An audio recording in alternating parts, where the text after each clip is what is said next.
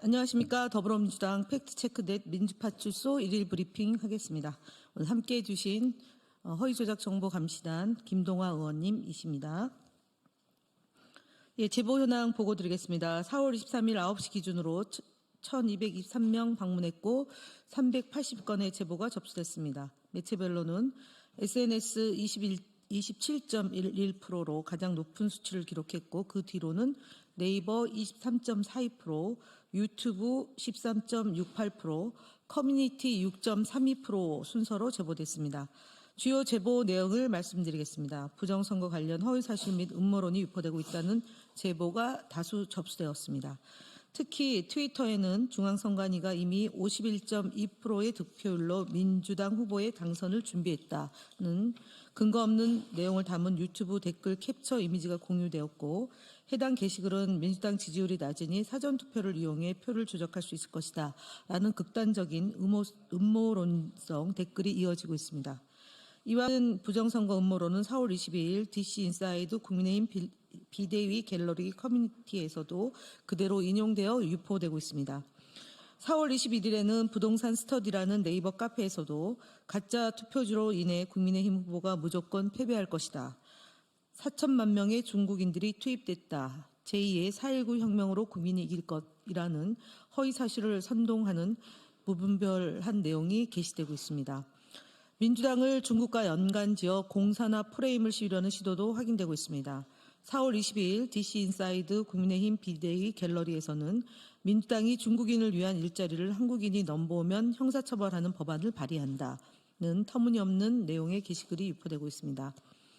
불법 선거운동이 의심되는 카톡 단체방에서는 여전히 내란을 옹호하는 선동이 이루어지고 있습니다.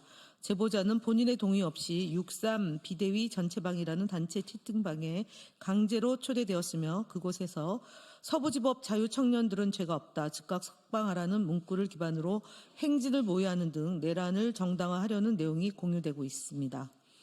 해당 단체방에서는 선거와 관련된 정치적 선동까지 이루어지고 있다는 점에서 불법 선거운동의 가능성도 함께 제기되고 있습니다. 주요 대응 현황 말씀드리겠습니다. 이진숙 방송통신위원장의 정치적 중립 위반 행위에 대한 대응입니다.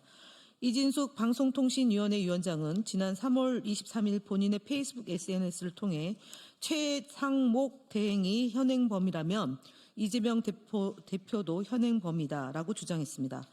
방송통신위원장이 4.3 재보궐선거 기간에 4.2 재보궐선거 기간에 정부 여당을 편들고 야당을 비방하는 등의 행위로 명백한 정치적 중립을 위반한 겁니다. 이는 선거법과 국가공무원법을 위반한 행위입니다. 이뿐만 아니라 이진숙 위원장은 3월 5일 인터뷰를 통해서 자신의 탄핵 심판은 민주당, 민노총, MBC 대 이진숙의 싸움이다는 정치적 중립을 위반하는 발언도 이어졌습니다. 우리 국민소통위원회에서는 이진숙 방송통신위원장의 선거법, 국가공무원법 위반 혐의에 대해 경찰 고발을 대응하고 있다는 점 말씀드리겠습니다. 언중위 제소 및 심리 결과 등 언론 대응 현황 보고드리겠습니다.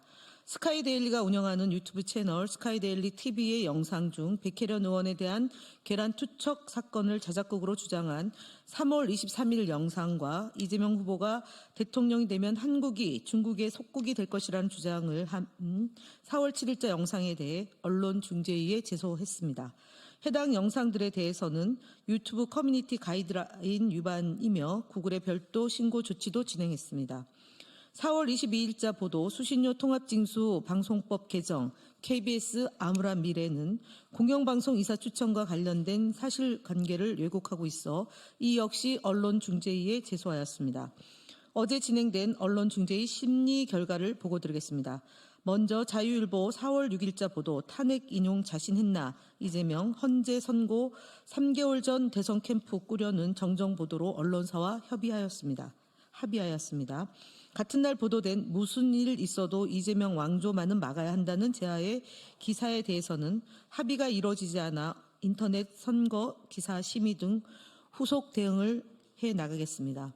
더 퍼블릭 3월 28일자 보도 산불 이재민 불 좀 끄고 가자 외치자 욕설에 휩싸인 이재명은 그 제하의 기사는 피의 신청인 측이 2차 심리의 불참함에 따라 자동적으로 민주당 측의 반론 보도로 합의되었습니다. 마지막으로 YTN 4월 4일자 보도 비상계엄 사태 일어나자마자 이재명 대선 캠프 업무 이미 시작됐다는 기사는 열람 차단으로 합의가 이루어졌음을 알려드립니다.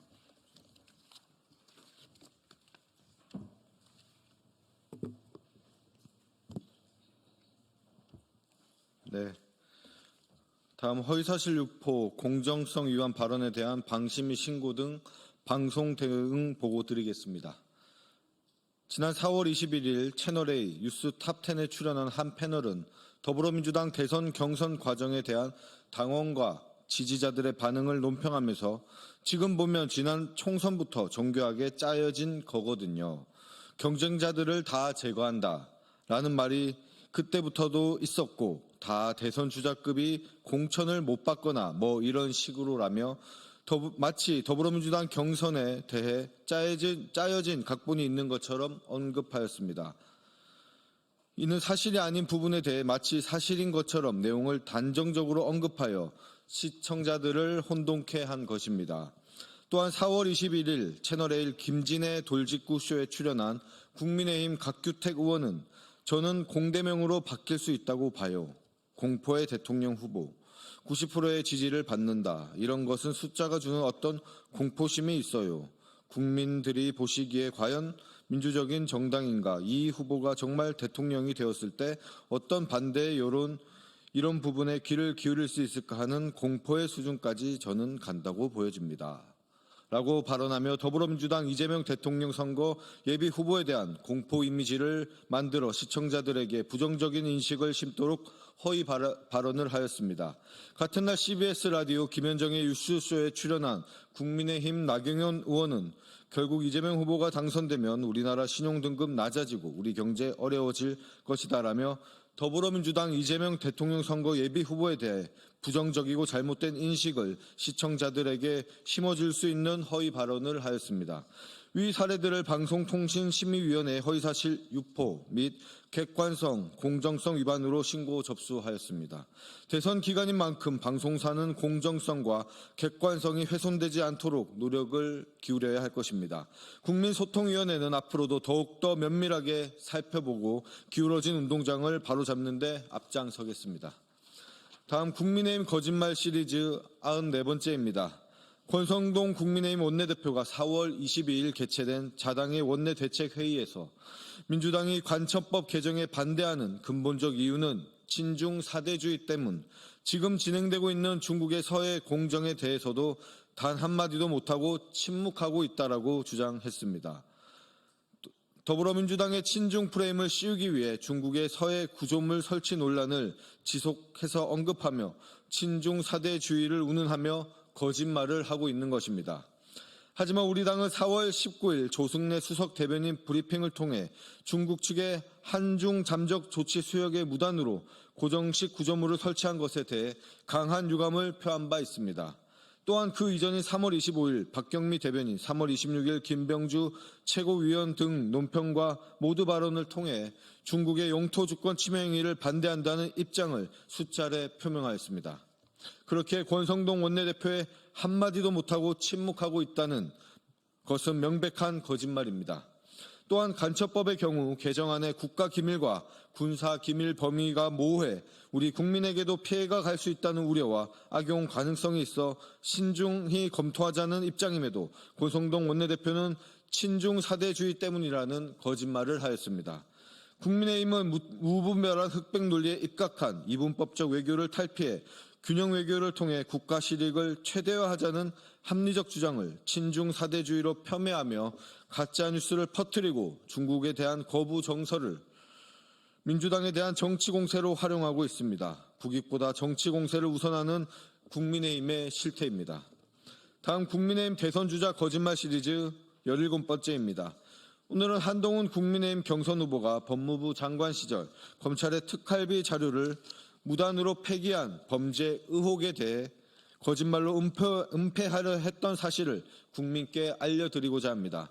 2023년 6월에서 7월경 언론과 시민단체가 검찰의 특활비, 업추비 사용 내역과 검찰이 그 내역을 무단 폐기한 정황을 상세히 공개하여 사회적인 논란이 되었습니다.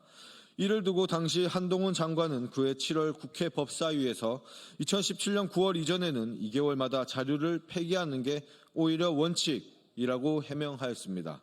하지만 이는 명백한 거짓말이었습니다. 2017년 1월 4일 발표된 기재부 예산 집행 지침에는 특활비 집행 관련 증거 서류에 대해서는 특활비에 대한 계산 증명 지침에 따른다라고 명백히 되어 있습니다. 문제가 제기되자 당시 한동훈 장관은 8월 21일 국회에 출석하여 지침이라기보다 그 당시 상황에서 교육할 때 월별로 폐기하는 관행이 있었다라고 말을 바꿨습니다. 거짓말이 드러나자 관행이었다고 말을 바꾼 것이었습니다. 검찰의 특활비 오남용 의혹과 무단 폐기 의혹은 아직까지 제대로 해결되지 않았습니다. 두 사안 모두 단순한 지침 위반을 넘어 중대한 위법 상황입니다. 검찰 특활비 오남용 상설특검 법안 처리에 여러 정당이 공감대를 형성하는 이유입니다. 지금까지 검찰 조직은 정치수사, 보복수사 등으로 윤석열 정권의 하수인 노릇을 하며 과거부터 이어오던 쌈짓돈 특활비, 제19 감싸기 등의 특권을 강화해 왔습니다. 한동훈 후보는 그런 검찰 조직과 윤석열의 총화였던 인물이었습니다. 거짓말로 검찰을 감싸기 급급했던 한 후보가 부패투성이 검찰 조직을 제대로 개혁해 정상 조직으로 되돌릴 수 있을지 의문입니다. 이상입니다.